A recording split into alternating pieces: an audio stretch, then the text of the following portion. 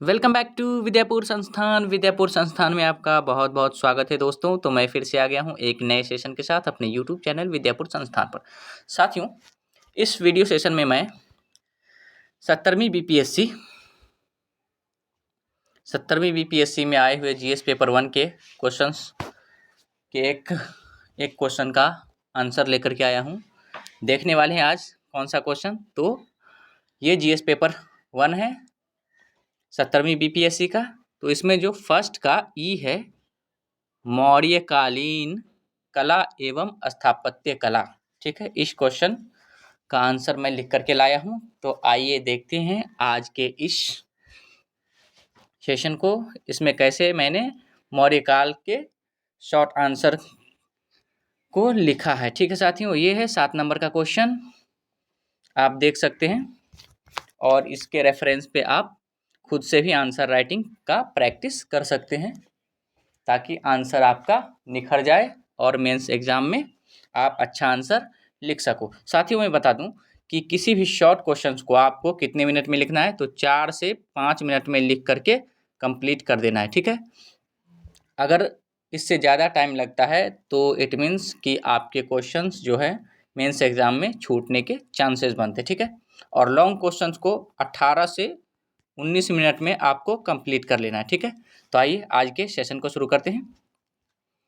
आज के सेशन में ये पहला क्वेश्चन है, मौर्यकालीन कला एवं स्थापत्य कला पर संक्षिप्त टिप्पणी लिखिए, ठीक है। तो उसका आंसर हम लोगों ने लिखा है इंट्रो। ये इंट्रो है, तो पढ़ते हैं इंट्रो को। प्राचीन भारत में मौर्य काल राजनीतिक रूप से सशक्त, स्थिर एवं आर्थिक रूप से समृद्ध काल था, जिसके कारण इस काल में कई प्रकार के कलाओं का विकास हुआ, जिसे मौर्य कला कहा जाता है, ठीक है। ये मौर्य कला का शॉर्ट आंसर के लिए इंट्रो हो गया, ठीक है। उसके बाद हम लोग मौर्य कला पे डायरेक्ट चले आते हैं। मौर्य कला को मुख्यतः 2 भागों में बांटा गया है, एक दरबारी कला और एक लोक कला, ठीक है।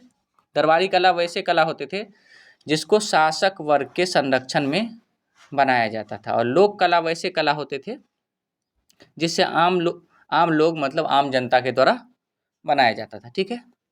दरबारी कला के अंतर्गत कौन कौन से कला आते हैं? राजप्रासाद, स्तूप, स्तंभ और गुहा विहार, ठीक है। और लोक कला के अंतर्गत क्या क्या आते हैं? तो मृदभांड, मनके, टेराकोटा और यक्ष यक्षिणी की मूर्ति, ठीक है। तो आइए राजप्रसाद के बारे में जानते हैं। राजप्रसाद क्या था? इसका अर्थ है शाही राजमहल। राजप्रसाद के का अर्थ है शाही राजमहल।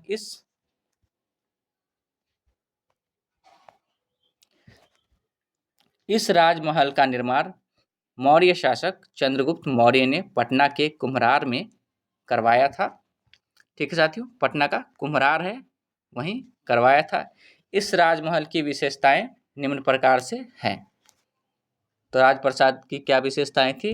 इसमें 84 मतलब 84 स्तंभ थे, पिलर्स थे 84, ठीक है।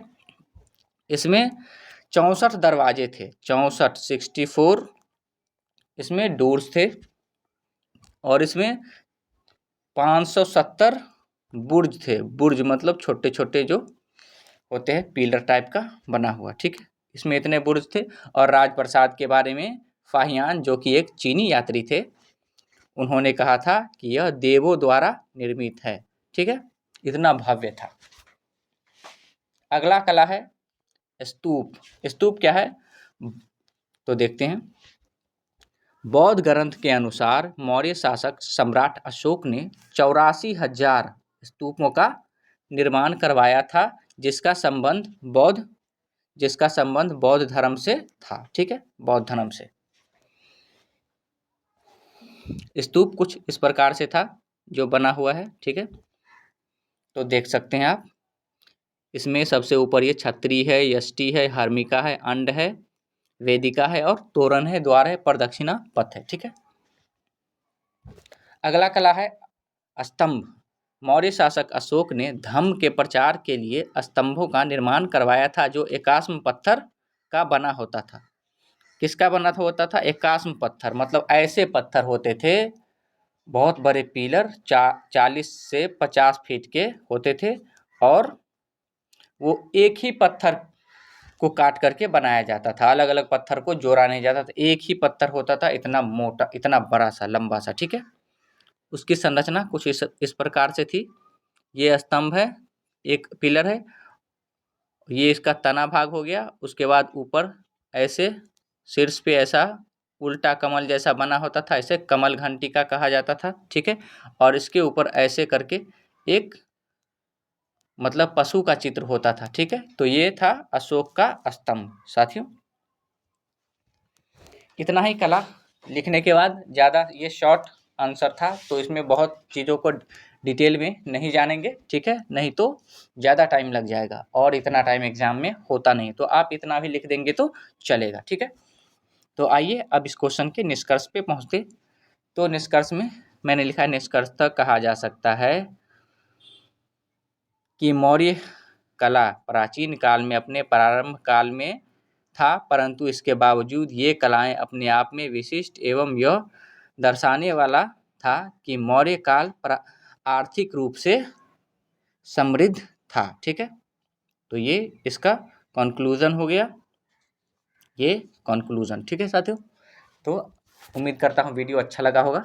अगर इस टाइप का वीडियो आप और भी चाहते हैं तो कमेंट कीजिएगा, ताकि मैं 70वीं बीपीएससी में जितने भी क्वेश्चंस आए हैं, जीएस पेपर 1 और जीएस पेपर 2 का, सबके मॉडल आंसर को मैं लिख करके लाऊं, और जितने भी बीपीएससी मेंस में टॉपिक्स हैं उन सारे टॉपिक पर एक एक शॉर्ट क्वेश्चन और एक एक लॉन्ग क्वेश्चन मैं लिख करके लाऊं, ताकि आपको हेल्प हो सके। ठीक है साथियों, तो मिलते हैं नेक्स्ट वीडियो में। Thank you, bye bye.